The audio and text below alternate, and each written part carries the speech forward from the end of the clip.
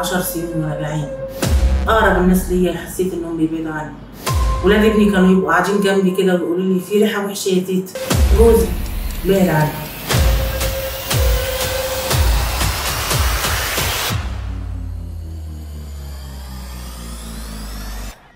انا اسمي حنان محمد، من قريه كده في اليوب اسمها قريه قلم. انا من 10 سنين جالي حاجه تعب كده، تعب مناعي اسمه ذو الفقار. انا رحت جميع الدكاتره بتاعت الجلديه، ورحت بق فم واسنان، ورحت بطنه، ورحت كل حاجه.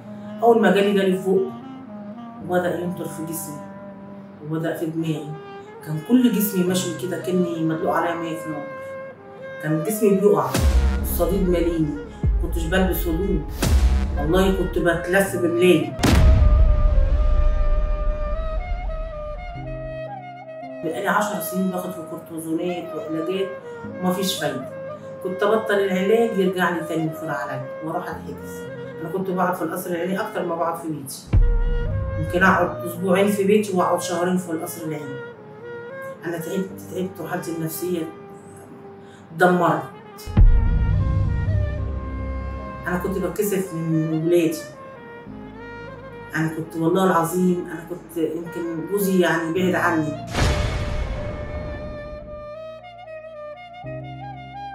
ولاد ابني كانوا يبقوا قاعدين جنبي كده ويقولوا لي في ريحه وحشه يا تيتا، لدرجه ان جسمي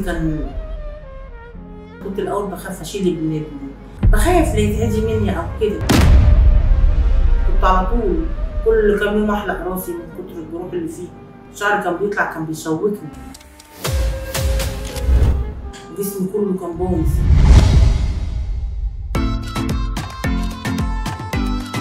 وانا قاعده مره يعني بتفرج على التلفزيون، لقيت في برنامج بيتكلم عن اكسجين النشط، بيتكلم انه بيعالج المناعه. انا صراحه كني غرقانه واتعلقت في اشياء. اتصلت فهم وصفت لهم حالتي وقالوا لي تعالي. وقابلت الدكتوره علا الله يبارك لها، حددت لي 12 جلسه.